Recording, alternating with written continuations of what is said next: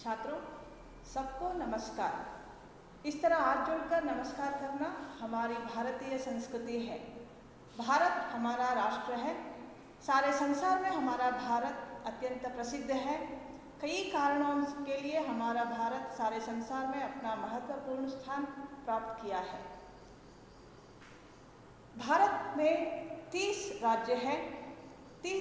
सभी राज्य एक न एक विषय के लिए प्रसिद्ध है। जैसे हमारा कर्नाटक सारे संसार में प्रसिद्ध है। जैसे दसरा त्यौहार के लिए प्रसिद्ध है और चंदन के पेड़ के लिए प्रसिद्ध है।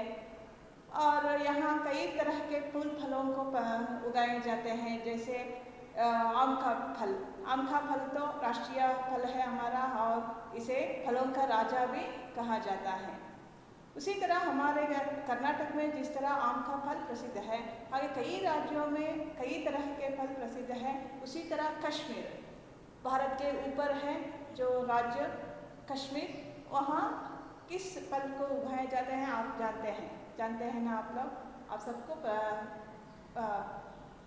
सब जानते हैं। कौन सा फल है वो? सेब। सेब तो कश्मीर का फल है। कश्मीरी सेब सारे संसार में प्रसिद्ध है। वो अपने रंग के लिए भी प्रसिद्ध है और अपने स्वाद के लिए भी प्रसिद्ध है। आज मैंने आपको जो पाठ प्रस्तुत करने जा रही हूँ उस पाठ का नाम है कश्मीरी सेब। कश्मीरी सेब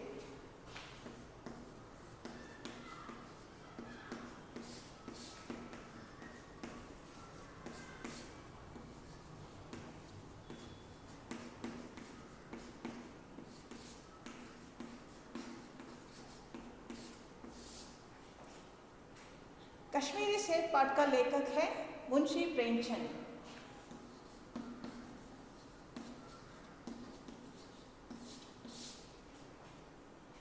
प्रेमचंद हिंदी साहित्य क्षेत्र के अत्यंत प्रसिद्ध उपन्यासकार हैं। उपन्यासकार ಅಂತ ಹೇಳಿದ್ರೆ कादंबरीकारರು और कहानीकार भी है। कश्मीरी सेब भी इनके एक छोटी सी कहानी है। कश्मीरी सेब क्या है? कहानी है। कहानी का मतलब है कथे, सಣ್ಣ कथे। ಸಣ್ಣ ಕಥೆಯನ್ನು ಹಿಂದಿಯಲ್ಲಿ कहानी ಅಂತ ಹೇಳಿ ಕರೆಯಲಾಗುತ್ತೆ। कश्मीरी सेब एक छोटी सी कहानी है।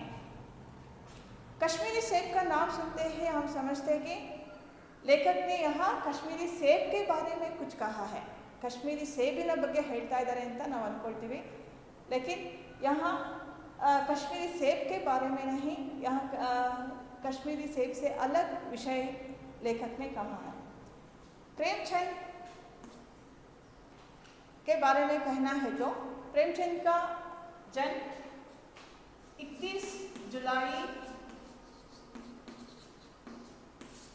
1880 में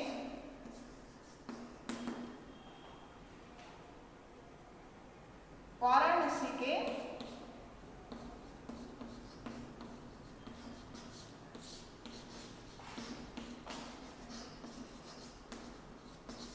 लमही नामक गांव में हुआ।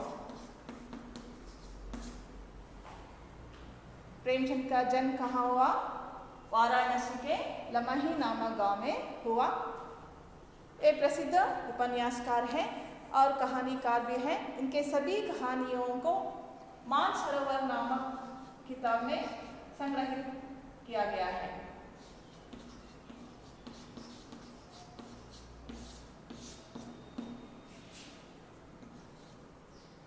मानसरोवर नामक किताब में इनका यह सभी कहानियाँ संग्रहित किया गया है। कश्मीरी सेब। आज हम कश्मीरी सेब में लेखक ने क्या प्रस्तुत किया है आइए देखेंगे। पहले हम कश्मीरी सेब पाठ के उद्देश्य के बारे में देखेंगे। इस पाठ का उद्देश्य लेखक ने इस तरह कहा है। इस कहानी में बाजार में लोगों के साथ होने वाली धोखेबाजी पर प्रकाश डाला गया है और खरीदारी करते समय सावधानी बरतने की आवश्यकता पर जोर दिया गया है।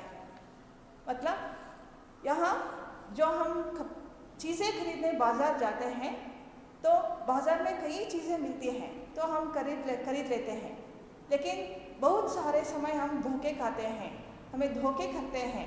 हम पैसे ज़्यादा दे लेते हैं और ख़राब हुए चीज़ों को दे देते हैं, हम उसी को देखे बिना ही घर लेकर आ जाते हैं। घर आने के बाद हमें पता चलता है कि हम ठगे गए हैं। इसलिए कवि का उद्देश्य यह है कि हम जब भी बाज़ार जाते हैं उसका चीज़ें खरीदते समय अच्छी तरह उसकी देखकर घर लेकर आना है। यही उद्देश्य कवि का उद्देश्य है। यही नहीं और एक उद्देश्य है, अगर हम देखे बिना घर लाए तो धोखा देने वालों के लिए हमें ಅವಕಾಶ देना है। ಅಂದರೆ ಯಾರು ಮೋಸ ಮಾಡ್ತಾರೆ ಅವ್ರಿಗೆ ಮೋಸ ಮಾಡೋದಕ್ಕೆ ನಾವೇ ಅವಕಾಶ ಕೊಟ್ಟಂಗೆ ಆಗುತ್ತೆ।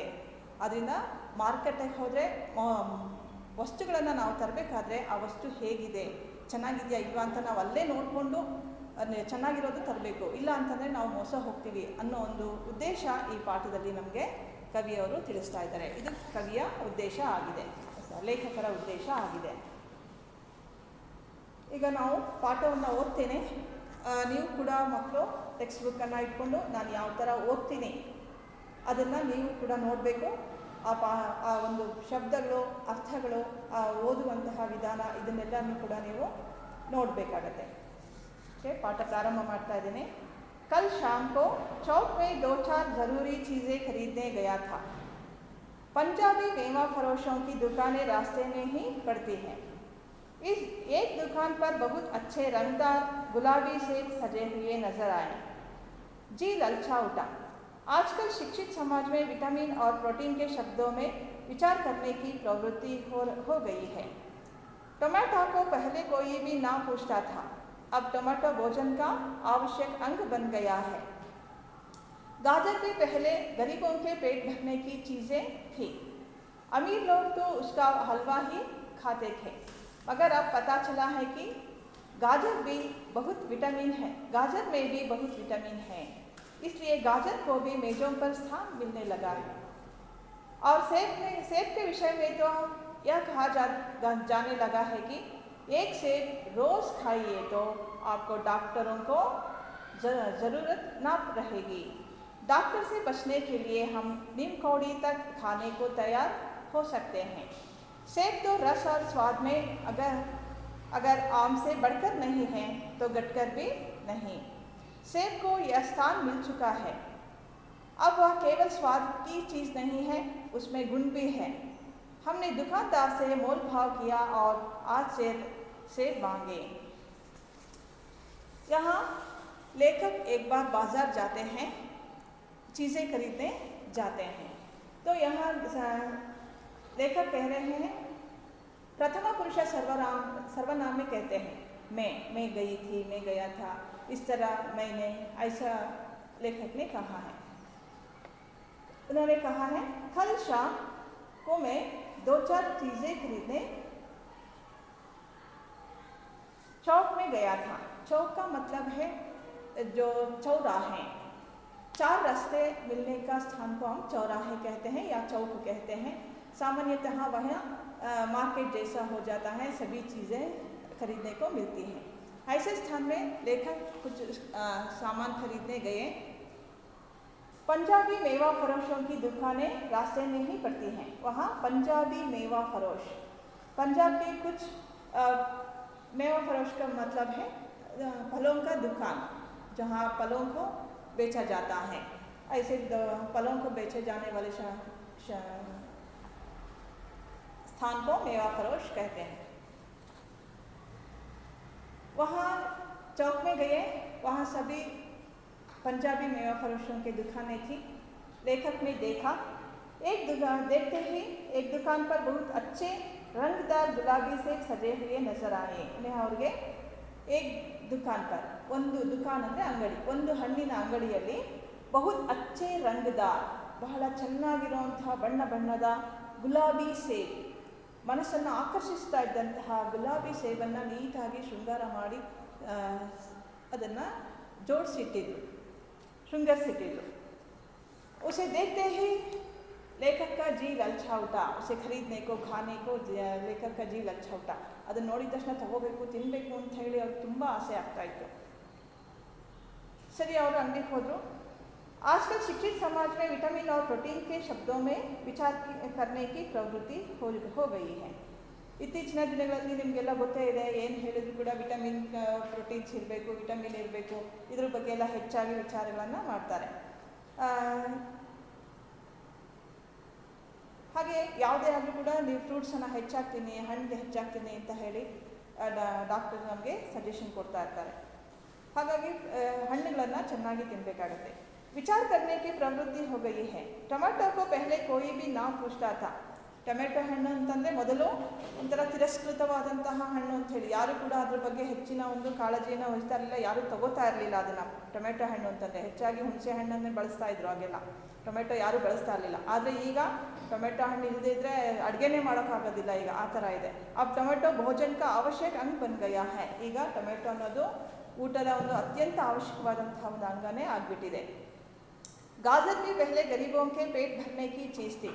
ಕ್ಯಾರೆಟ್, ಗಾಜರ್ ಅಂದರೆ ಕ್ಯಾರೆಟ್ ಕೂಡ ಮೊದಲು ಬಡವರ ಹೊಟ್ಟೆ ತುಂಬುವಂತಹ ಒಂದು ವಸ್ತುವಾಗಿತ್ತು. ಗರೀಬೋಂ ಕೆ ಪೇಟ್ ಭರ್ನೆ ಕಿ ಚೀಸ್ ಥಿ. ಅಮೀರ್ ಲೋಗ್ ತೋ ಉಸ್ಕಾ ಹಲ್ವಾ ಹಿ ಖಾತೆ ಥೆ. ಅಮೀರ್ ಲೋಗ್ ಅಂದರೆ ಶ್ರೀಮಂತ ಜನರು ಮೊದಲೆಲ್ಲ ಕ್ಯಾರೆಟ್ ಅಂತಂದರೆ ಅವರು ಕೇವಲ ಹಲ್ವಾಕ್ಕೆ ಮಾತ್ರನೇ ಬಳಸ್ತಾ ಇದ್ರು, ಬೇರೆ ಯಾವುದೇ ಇದಕ್ಕೂ ಕೂಡ ಅವರು ಕ್ಯಾರೆಟನ್ನು ಬಳಸ್ತಾ ಇರಲಿಲ್ಲ. ಅಂದರೆ ತಿರಸ್ಕೃತವಾದಂತಹ ಒಂದು ತರಕಾರಿ ಅಂತ ಹೇಳಲಾಗಿತ್ತು ಕ್ಯಾರೆಟ್ನ. ಆದರೆ ಈಗ ಡಾಕ್ಟರ್ ಹೇಳ್ತಾರೆ, ಫಸ್ಟ್ ಹೋಗಿದ ತಕ್ಷಣ ನೀವು ಚೆನ್ನಾಗಿ ಕ್ಯಾರೆಟ್ ತಿನ್ನಿ, ಕಣ್ಣಿಗೆ ಒಳ್ಳೆಯದು, ಈ ಥರ ಎಲ್ಲ ಹೇಳ್ತಾರೆ. ಮಗರ್ अब पता चला है कि गाजर में भी बहुत विटामिन है. ಈಗ ಎಲ್ಲರಿಗೂ ಗೊತ್ತಿದೆ ಕ್ಯಾರೆಟ್ನಲ್ಲೂ ಕೂಡ ವಿಟಮಿನ್ಸು ತುಂಬ ಇವೆ ಅಂತ ಹೇಳಿ, ಬಹಳಷ್ಟಿದೆ. इसलिए गाजर को भी मेजों पर स्थान मिलने लगा है. ಹಾಗಾಗಿ ಇವತ್ತು ಕ್ಯಾರೆಟಿಗೂ ಕೂಡ ಇಂಪಾರ್ಟೆನ್ಸನ್ನು ಅಂದರೆ ಪ್ರಾಮುಖ್ಯತೆಯನ್ನು ನೀಡಲಾಗಿದೆ. सेब के विषय में तो यह कहा जाने लगा है कि एक सेब रोज़ खाइए तो आपको डॉक्टरों की ज़रूरत ना रहेगी. ಇನ್ನು ಸೇಬ್ನ ಬಗ್ಗೆ ಹೇಳಿದ್ದಾರೆ ಏನಂತಂದರೆ, ನಿಮಗೆಲ್ಲ ಗೊತ್ತೇ ಇರುತ್ತೆ ಏನು ಹೇಳಿದ್ದಾರೆ ಅನ್ನೋದು. ಒಂದು ಸೇಬನ್ನು ಪ್ರತಿದಿನ ಒಂದು ಸೇಬನ್ನು ತಿಂದರೆ ನೀವು ಡಾಕ್ಟರ್ ಹತ್ರ ಹೋಗೋದಕ್ಕೆ ಅವಶ್ಯಕತೆಯೇ ಇರೋದಿಲ್ಲ. ಅಂದರೆ ನೀವು ಅಷ್ಟೊಂದು ಆರೋಗ್ಯವಾಗಿರ್ತೀರಾ, ಡಾಕ್ಟರ್ ಹತ್ರ ಹೋಗೋ ಅವಶ್ಯಕತೆಯೇ ಇಲ್ಲ ಅನ್ನೋದನ್ನು ಹೇಳ್ತಾರೆ. ಸೇಬ್ ತೋ ರಸ್ और स्वाद में अगर आम से बढ़कर नहीं है. ಆದರೆ ಮಾವಿನ ಹಣ್ಣಿಗೆ ಹೋಲಿಸಿದ್ರೆ ಸೇಬು ಅಷ್ಟೊಂದು ರುಚಿ ಇರೋದಿಲ್ಲ, ಮಾವಿನ ಹಣ್ಣಷ್ಟು ರುಚಿ ಇರೋದಿಲ್ಲ, ಆದರೆ ಆರೋಗ್ಯಕ್ಕೆ ಬಹಳ ಒಳ್ಳೆಯದು. ಸೇಬ್ को यह स्थान मिल चुका है. अब वह केवल स्वाद की चीज़ नहीं, उसमें गुण भी है. हमने दुकानदार से मोल भाव किया और आज से ಸೇಬ್ ಮಾಂಗೆ.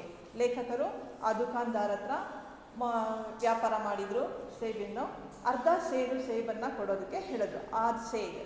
ಆದ್ ಸೇರ್ ಅಂದರೆ ಅರ್ಧ ಸೇರು, ಸೇಬ್ ಮಾಂಗೆ, ಸೇಬನ್ನು ಕೇಳಿದರು.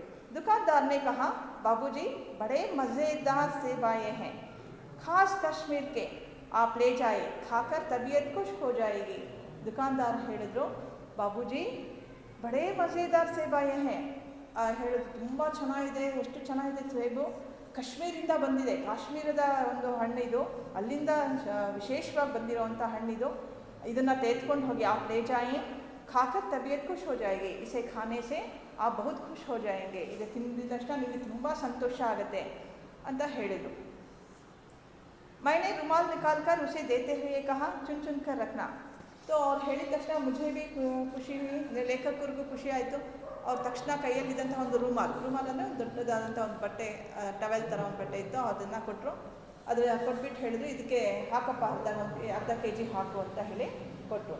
दुकानदार ने तराजू उठाई और अपने नौकर से बोला. दुकानदार तकड़ी एत्ಕೊಂಡ, तराजू ಅಂದರೆ ತಕಡಿ ಎತ್ಕೊಂಡ. और अपने नौकर से कहा, बोला, ತನ್ನ ನೌಕರನಿಗೆ ಹೇಳ್ದ, सुनो आज से कश्मीर सेब निकालना, चुनकर लाना. ಅವನು ಹೇಳಿದ್ರು, ತನ್ನ ನೌಕರನಿಗೆ ಹೇಳ್ದ ಮಾಲೀಕ, ಸುನೋ ನೋಡಿ ಕೇಳಿಸ್ಕೊ, ಆದ್ ಸೇರ್ ಅರ್ಧ ಸೇರು ಕಾಶ್ಮೀರಿ ಸೇಬ್ ನಿಕಾಲ್ಲ, ಕಾಶ್ಮೀರಿ ಸೇಬ್ ಎತ್ಕೊಂಡು ಬಾ, ಚುನ್ಕರ್ಲಾನ ಆರಿಸ್ಕೊಂಡು ತೊಗೊಂಡು ಬಾ. ಅವ್ನು ಹೇಳೋದ್ರಲ್ಲೇ ಅರ್ಥ ಆಗುತ್ತೆ, ಚೆನ್ನಾಗಿರೋದು ತರಬೇಡ, ನೀನು ಚೆನ್ನಾಗಿರೋದು ತೊಗೊಂಡು ಬಾ ಅಂತ ಹೇಳಿ. ಚುನ್ಕರ್ ಆರಿಸ್ಕೊಂಡು ಎತ್ಕೊಂಡು ಬಾ ಅಂತ ಹೇಳ್ದ. ನೌಕರ್ ಶಬ್ದಕ್ಕೆ, ನೌಕರ್ ಅನ್ನೋದು ಪುಲ್ಲಿಂಗ ಶಬ್ದ, ಅದಕ್ಕೆ ಸ್ತ್ರೀಲಿಂಗ ಶಬ್ದ ಏನು, ನೌಕರಾನಿ. ನೌಕರ್ ಪುಲ್ಲಿಂಗ,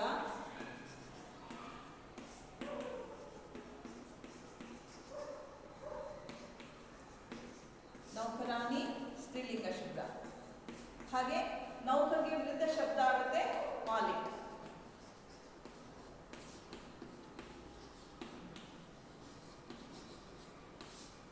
ಮಾಲಿಕ್, ನೌಕರ್.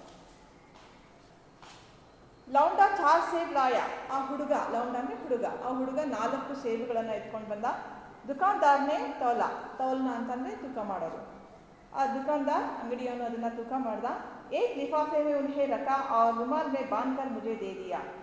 ಒಂದು ಲಿಫಾಫೆ ಅಂದರೆ ಪಾಕೆಟಲ್ಲಿ, ಒಂದು ಪೊಟ್ಣದಲ್ಲಿ ಆ 4 ಹಣ್ಣುಗಳನ್ನು ಇಟ್ಟುಬಿಟ್ಟು ಅದನ್ನು ತೂಕ ಮಾಡಿ ಹಣ್ಣುಗಳ ಅದನ್ನು ಅವ್ರು ಕೊಟ್ಟಂತಹ ರೂಮಾಲಲ್ಲಿ ಸುತ್ತಬಿಟ್ಟ. ರೂಮಾಲ್ ಮೇ ಬಾಂಧ್ ಕರ್ ಮುझे दे दिया. ಮುझे ಅಂದರೆ ಲೇಖಕರಿಗೆ ಅದನ್ನು ಕೊಟ್ಟ. मैंने 4 ಆನೆ उसके हाथ में रखे. ಆ 4 ಹಣ್ಣುಗಳಿಗೆ 4 ಆನೆ ಅಂದರೆ 4 ಆಣೆ ಆಯಿತು. ಹಿಂದೆ ಎಲ್ಲ ಆಣೆ ಅಂತ ಹೇಳಿ ಕರೀತಾರೆ, 1 ಆಣೆ 2 ಆಣೆ ಅಂತ ಹೇಳಿ ಕರೀತಾ ಇದ್ದಿದ್ದು. ಹಾಗೆ 4 ಸೇಬುಗಳಿಗೆ 4 ಆಣೆ ಆಯಿತು. 4 ಆಣೆಯನ್ನು ಕೊಟ್ಬಿಟ್ಟು ತೆಗೆದುಕೊಂಡು ಬಂದರು. ಘರ್ ಆಕರ್ ಲಿಫಾಫಾ ಜೋಕಾ ತ್ಯೋ ರಖ್ ದಿಯಾ. ಮನೆಗೆ ಬಂದ ಮೇಲೆ ಅದನ್ನು ಹೇಗಿತ್ತೋ ಹಾಗೆ ಇಟ್ಬಿಟ್ಟೆ, ಅದನ್ನು ತೆಗಿಯೋಕ್ಕೆ ಹೋಗಲಿಲ್ಲ. ಜೋಕಾ ತ್ಯೋ ಅಂದರೆ ಜೈಸೆ ಥಾ ವೈಸೆ ಹಿ ರಖ್ ದಿಯಾ, ಉಸೆ ದೇಖೆ ಬಿನಾ ಹಿ ವೈಸೆ ಹಿ ರಖ್ ದಿಯಾ. ಅದನ್ನು ನೋಡ್ದೇನೆ ಹಾಗೆ ಅಲ್ಲೇ ಇಟ್ಬಿಟ್ರು. ರಾತ್ ಕೋ ಸೇಬ್ ಯಾ ಕೋಯಿ ದೂಸರಾ ಫಲ್ ಖಾನೆ ಕಾ ಫಾಯ್ದಾ ನಹಿ ಹೈ. ರಾತ್ರಿ ಹೊತ್ತು ಸೇಬಾಗಲಿ ಅಥವಾ ಯಾವುದೇ ಹಣ್ಣನ್ನಾಗಲಿ ತಿನ್ನೋದ್ರಿಂದ ಏನೋ ಫಾಯ್ದಾ ಅಂದರೆ ಲಾಭ ಇಲ್ಲ, ಏನೂ ಉಪಯೋಗ ಇಲ್ಲ. ಫಾಯ್ದಾ ಅಂದರೆ ಉಪಯೋಗ. ಫಲ್ ಖಾನೆ ಕಾ ಸಮಯ ತೋ ಪ್ರಾತಃ ಕಾಲ ಹೈ. ಹಣ್ಣನ್ನು ತಿನ್ನುವ ಸಮಯ ಅಂತಂದರೆ ಬೆಳಗಿನ ಸಮಯ. ಬೆಳಗಿನ ಸಮಯದಲ್ಲಿ ಹಣ್ಣನ್ನು ತಿನ್ನಬೇಕು. आज सुबह मुँह हाथ धोकर जो नाश्ता करने के लिए एक सेब निकाला तो सड़ा हुआ था. ಸರಿ, ಬೆಳಗಾಯಿತು. ಆ ತಂದಿದಂಥ ಹಣ್ಣಲ್ಲಿ ಬೆಳಗ್ಗೆ ಹಣ್ಣು ತಿನ್ನೋಣ ಅಂತ ಹೇಳಿ ಲೇಖಕರು ಏನು ಮಾಡಿದ್ರು, ಸುಬಾ ಆತ್ಮ ದೋಕರ್, ಬೆಳಗ್ಗೆ ಎದ್ದು ಬ್ರಷ್ ಮಾಡಿಕೊಂಡು ಬಂದು ತಿನ್ನೋಣ ಅಂತ ಹೇಳಿ ಏಕ್ ಸೇಬ್ ನಿಕಾಲ, ಒಂದು ಸೇಬನ್ನು ತೆಗೆದು ಆ ಲಿಫಾಫೆಯಿಂದ. ತೋ ಸಡಾ ಹುವಾ ತಾ ಲೇಕಿನ್ ವೋ ಸೇಬ್ ಸಡ್ ಗಯಾ ತಾ. ಸಡಾ ಹುವಾ ತಾ ಮತ್ಲಬ್ ಕೊಳ್ತೋಗಿತ್ತು, ಅದು ಕೊಳ್ತೋಗ್ಬಿಟ್ಟಿತ್ತು. ಏಕ್ ರೂಪಾಯಿಗೆ ಆಕಾರ ಕಾ ಚಿಲ್ಕಾ ಗಲ್ ಗಯಾ ತಾ. ಅಲ್ಲಿ ₹1 ಹಣ್ಣಿನ ಒಂದು ಆಕಾರದಷ್ಟು, ಅಷ್ಟು ರೌಂಡಷ್ಟು ಚಿಲ್ಕ ಅಂದರೆ ಸಿಪ್ಪೆ, ಆ ಹಣ್ಣಿನ ಸಿಪ್ಪೆ ಕೊಳ್ತೋಗ್ಬಿಟ್ಟಿತ್ತು ಫುಲ್ಲು. ಸಂಚ ರಾತ್ ಕೋ ದುಕಾನ್ದಾರ್ನೇ ದೇಖಾ ನಾ ಹೋಗ. ನಾನು ಅಂದ್ಕೊಂಡೆ, ಅಯ್ಯೋ ಎಲ್ಲೋ ರಾತ್ರಿ ಹೊತ್ತು ಕತ್ಲಲ್ವಾ, ಆ ಅಂಗಡಿಯವನು ಅದನ್ನು ನೋಡ್ದಿರಾನೆ ಹಂಗೆ ಹಾಕ್ಬಿಟ್ಟಿದ್ದಾನೆ, ಹಾಗಾಗಿ ಅದು ಕೊಳ್ತೋಗ್ಬಿರೋದು ಬಂದುಬಿಟ್ಟಿದೆ, ಅವ್ನು ನೋಡಿಲ್ಲ ಅಂತ ಅನಿಸುತ್ತೆ ಅಂತ ಅಂದ್ಕೊಂಡೆ. ಸಮಜ ರಾತ್ ಕೋ ದುಕಾನ್ದಾರ್ನೇ ದೇಖಾ ನಾ ಹೋಗ, ನೋಡಿಲ್ಲ ಅನ್ಬೋದು. ದೂಸರಾ ನಿಕಾಲ, ಎರಡನೇ ಸೇಬನ್ನು ತೆಗೆದುಕೊಂಡೆ. ಮಗರ್ ಯಾ ಆಧಾ ಸಡಾ ಹುವಾತ, ಲೇಕಿನ್ ಆ ಎರಡನೇ ಸೇಬು ಕೂಡ ಆಧಾ ಸಡಾ ಹುವಾತ, ಅರ್ಧದಷ್ಟು ಕೊಳ್ತು ಹೋಗಿತ್ತು. ಆಪ್ ಸಂದೇಹ ಹುವಾ, ಈಗ ಅವ್ರಿಗೆ ಸಂದೇಹ ಆಯಿತು. ಏನಂತ, ಮೊದಲನೇದು ಕೊಳ್ತೋಗಿದೆ, ಸರಿ ಏನೋ ಬೈ ಚಾನ್ಸ್ ಕೊಳ್ತೋಗಿರೋದು ಅವ್ನು ನೋಡಿದ್ರೆ ಹಾಕ್ಬಿಟ್ಟಿದ್ದಾನೆ ಅಂತ. ಆದರೆ ದೂಸರಾ ನಿಕಾಲ ತೋ ವೋ ಭೀ ಸಡ್ ಗಯಾ ಹೈ, ಆಧಾ ಸಡ್ ಗಯಾ ಹೈ. ಎರಡನೇದು ಕೂಡ ಅದು ಕೂಡ ಕೊಳ್ತೋಗ್ಬಿಟ್ಟಿದೆ. ಈಗ ಅವ್ರಿಗೆ ಸಂದೇಹ ಆಯಿತು. ದುಕಾನ್ದಾರ್ನೇ ಮುझे धोखा तो नहीं दिया. ಆಗ ಅವ್ರು ಯೋಚನೆ ಮಾಡಿದ್ರು, ದುಕಾನ್ದಾರ್ ಮುझे धोखा तो नहीं दिया, ನನಗೆ ಮೋಸ ಮಾಡಿದಾನ ಇವನು ಅಂತ ಹೇಳಿ. ತೀಸರಾ ಸೇಬ್ ನಿಕಾಲ, ಮೂರನೇ ಸೇಬನ್ನು ತೆಗೆದುಕೊಂಡೆ. ಯಾ ಸಡಾ ತೋ ನಾ ಥಾ ಮಗರ್ ಏಕ್ ತರಫ್ ದಬ್ಕರ್ ಬಿಲ್ಕುಲ್ ಪಿಚಕ್ ಗಯಾ ಥಾ. ಇದೇನು ಕೊಳ್ತೋಗಿರಲಿಲ್ಲ, ಆದರೆ ಅದು ಒತ್ತಿ ಹಿಡಿದಿದ್ರಿಂದ, ಅದ್ರ ಮೇಲೆ ಹೆಚ್ಚಿನ ಭಾರ ಹಾಕಿರೋದ್ರಿಂದ ಒಂಥರ ಪಿಚ ಅನ್ನೋ ಹಾಗೆ ಆಗ್ಬಿಟ್ಟಿತ್ತು. ಅಂದರೆ ಅದು ತಿನ್ನೋದಕ್ಕೆ ಯೋಗ್ಯ ಇರಲಿಲ್ಲ, ಒಂಥರ ಮುಟ್ಟಿದ ತಕ್ಷಣ ಮೆತ್ತಗೆ ಇತ್ತು, ಆ ಥರ ಇತ್ತು. ಕೊಳ್ತೋಗಿರಲಿಲ್ಲ, ಆದರೆ ಮುಟ್ಟಿದ್ರೆ ಪಿಚ ಅಂತ ಹೇಳಿ ಇತ್ತು. ಚೌಥಾ ದೇಖಾ, ಸರಿ ನಾಲ್ಕನೇ ತಂದಿದ್ದೆ 4, 3 ಕೊಳ್ತೋಗಿದೆ, ನಾನು 4ನೇ ತೆಗೆದು ನೋಡಿದ್ರು. ಯಾವತ್ತೋ ಬೇದಾರ್ಥ, ನೋಡೋದಕ್ಕೆ ಏನು ಕಲೆ ಇರಲಿಲ್ಲ, ಎಲ್ಲೂ ಕೂಡ ಕೊಳ್ತೋಗಿರೋ ಥರ ಏನು ಕಲೆ ಇರಲಿಲ್ಲ. ದಾಗ್ ಅಂದರೆ ಕಲೆ, ಬೇದಾಗ್ ಅಂದರೆ ಕಲೆ ಇಲ್ಲದೆ ಇರೋದು ಅಂತೇಳಿ. ದಾಗಿಗೆ ವಿರುದ್ಧ ಪದ ಬೇದಾಗ್.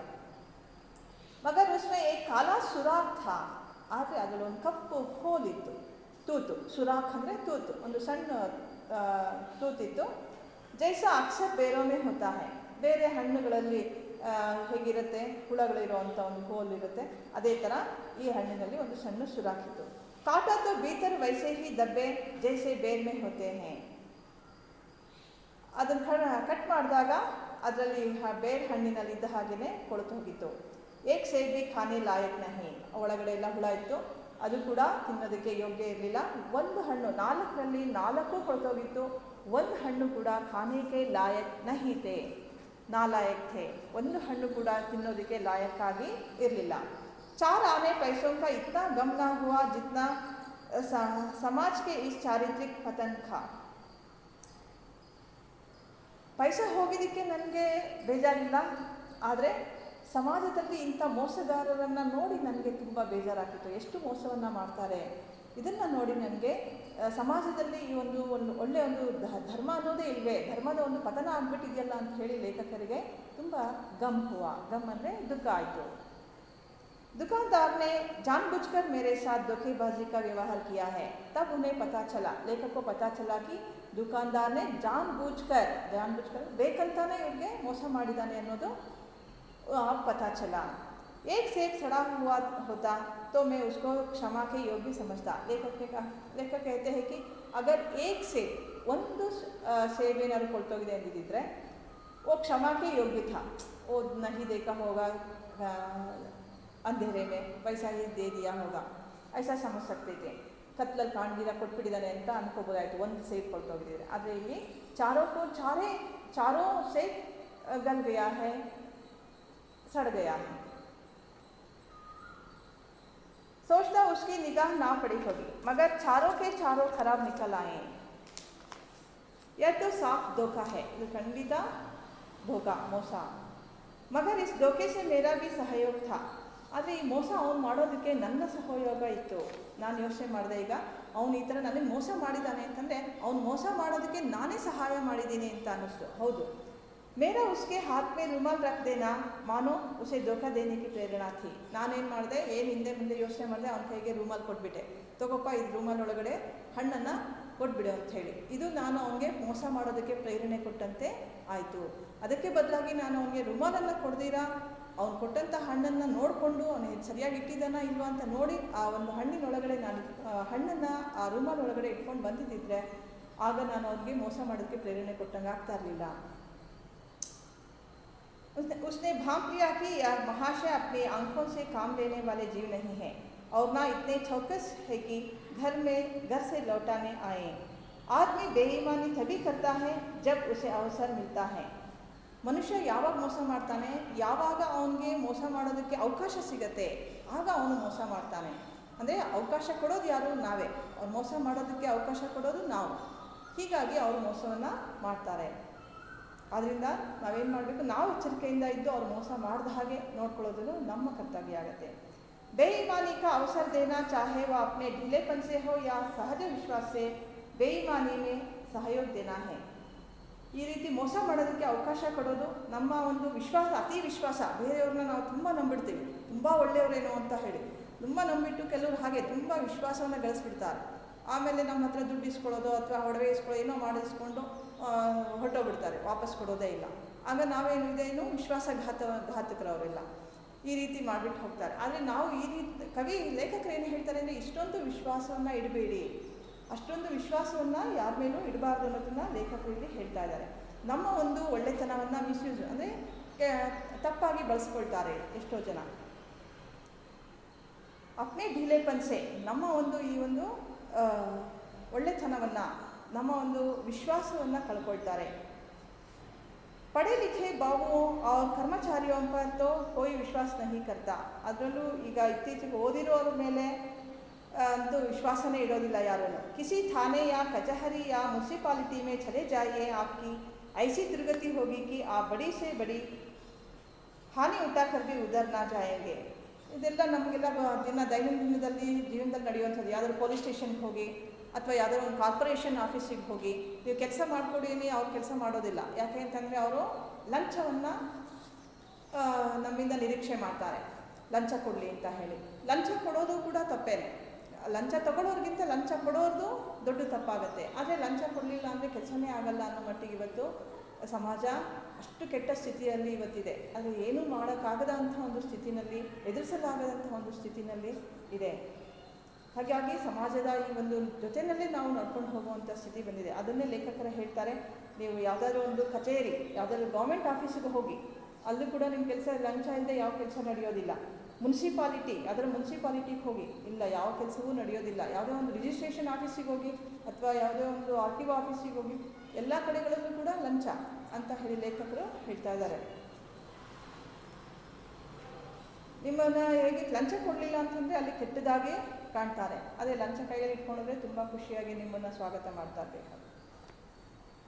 ಪೆಹ್ಲೆ ಐಸಾ नहीं था ಆದರೆ ಮೊದಲು ಹಿಂದಿನ ಕಾಲದಲ್ಲಿ ಈ ಥರ ಇರಲಿಲ್ಲ, ಜನರಿಗೆ ಇಷ್ಟೊಂದು ಮೋಸ ಇರಲಿಲ್ಲ. ವ್ಯಾಪಾರಿयों की साख बनी हुई थी. ವ್ಯಾಪಾರಿಗಾರರು ಒಂದು ರೀತಿ ಒಳ್ಳೆ ಇರ್ತಾಯಿದ್ರು. ಈಗಿನ ವ್ಯಾಪಾರಿಗಳ ಹತ್ರ ಮಾತಾಡಿ ನೀವು ವ್ಯಾಪಾರಸ್ಥರ ಹತ್ರ ಹೋದರೆ ಬೇಕಾದ್ರೆ ತಗೋ, ಎಲ್ಲಾದರೂ ಇಟ್ಬಿಟ್ಟು ಹೋಗು, ಇದೇನು ಬೇಕೋ ಅದೇ ಕೊಡೋದು, ನೀವು ಆರಿಸೋ ಹಂಗಿಲ್ಲ, ಇದನ್ನೇ ತೊಗೊಂಡು ಹೋಗಿ, ಅವ್ರು ಕೊಡ್ತೋಗಿರೋದು ಕೊಡ್ತಾರೋ ಅದನ್ನೇ ಮನೆಗೆ ತರಬೇಕು ಅಂಥ ಸ್ಥಿತಿ ಇವತ್ತು.